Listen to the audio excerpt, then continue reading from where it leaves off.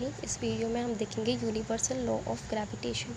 ये तो सभी को पता होगा कि ये जो लॉ ऑफ ग्रेविटेशन है गिवन बाय न्यूटन। तो सर आइजैक न्यूटन ने अपने लॉ ऑफ ग्रेविटेशन में कहा था, every particle in the universe attracts every other particle with a force that is directly proportional to the product of their masses and inversely proportional to the square of the distances between their centers।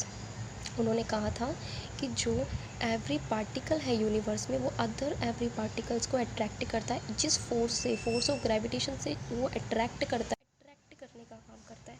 इसको समझने के लिए हम यहाँ पर दो मास ले लेते हैं, यानी कि दो बॉडीज़ ले लेते हैं। इसको मान लेते हैं हम m1 और इसको मान लेते हैं m2। उन्होंने कहा था कि ये जो m1 है ये m2 को अपनी तरफ आकर्षित करेगा और ये जो m2 है ये m1 को अपनी तरफ बुलाएगा, अट्रैक्ट करेगा। उसके बाद में हमने ये कहा था कि जो every particle in the universe attracts every other particle with the force, जिस फोर्स से एक दूसरे को अट्रैक्ट करता है, यानी कि ये फोर्स ये किसके प्रोपोर्शनल होता है, directly proportional to the product of their masses, उनके मास के प्रोडक्ट के। तो मैं इस मास को m1 मान लेती हूँ और इस मास को m2 मान लेती हूँ। इनका प्रोडक्ट के डायरेक्टली प्रोपोर्शनल होता है। एंड आगे उन्होंने कहा था and inversely proportional to the square of the distances. मान लीजिए ये इसकी डिस्टेंस d है और ये इसकी डिस्टेंस d है, तो इनके डिस्टेंस के इन्वर्सली प्रोपोर्शनल होता है, यानी कि मैं यहाँ पर लिख देती हूँ डिस्टेंस के स्क्वायर के इन्वर्सली प्रोपोर्शनल होता है बिटवीन दियर सेंटर्स। ये इनका सेंटर हो जाता है। तो ये इक्वेशन दी थी हमें न्यूटन ने। तो ये था न्यूटन्स लॉ ऑफ ग्रेविटेशन। ये इक्वेशन नंबर 1 थी। यहाँ पर ये जो प्रोपोर्शनल है इसे हटाने की, जैसा कि आपको पता है प्रोपोर्शनल को हटाने के लिए हम कोई कांस्टेंट लेकर आते हैं, तो इसकी जगह मैं यहाँ पर जी रख देती हूँ, जो कि gravitational, it means universal gravitational constant है। ये equation as it is m1 m2 upon d2, ये हमारे पास इक्वेशन आ जाती है, इक्वेशन नंबर 2। फॉर्मूलाज में, न्यूमेरिकल्स में ये इक्वेशन सबसे ज़्यादा यूज़ की जाती है। आई होप कि आपको ये समझ में आया हो। अब हम वैल्यू देख लेते हैं।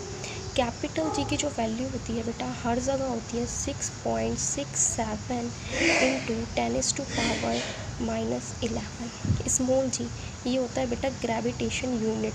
इसकी जो वैल्यू होती है वो होती है 9.8 न्यूटन और बहुत जगह पर इसको देखा जाता है 10 न्यूटन। ग्रेविटेशन कांस्टेंट की जो ऐसा यूनिट होती है वो होती है newton metre square kg inverse -2। ये आपको याद रखनी है, न्यूमेरिकल सॉल्व करने के लिए दोनों काम आती है। एक बार फिर रिवाइज कर लेते हैं। दो मासेस हमने लिया है, तो जो फोर्स होता है, अट्रैक्शन फोर्स जो होता है ग्रेविटेशन में, ये किसके प्रोपोर्शनल होता है, दोनों मासेस के प्रोडक्ट के। ये प्रोडक्ट m1, ये प्रोडक्ट m2, दोनों के मास के प्रोडक्ट के। और इन्वर्सली प्रोपोर्शनल होता है इन दोनों की डिस्टेंस की, जो कि d है। तो यहाँ पर जो डिस्टेंस मानी जाती है d को हम r मानते हैं, जो कि रेडियस होती है, r² मानते हैं, जो कि क्या होती है, रेडियस होती है। तो बहुत जगह फॉर्मूलाज में d² की जगह r² लिखा होता है, तो आपको कंफ्यूज नहीं होना है। आई होप कि आपको लॉ ऑफ ग्रेविटेशन समझ में आया हो। Thanks for watching my video.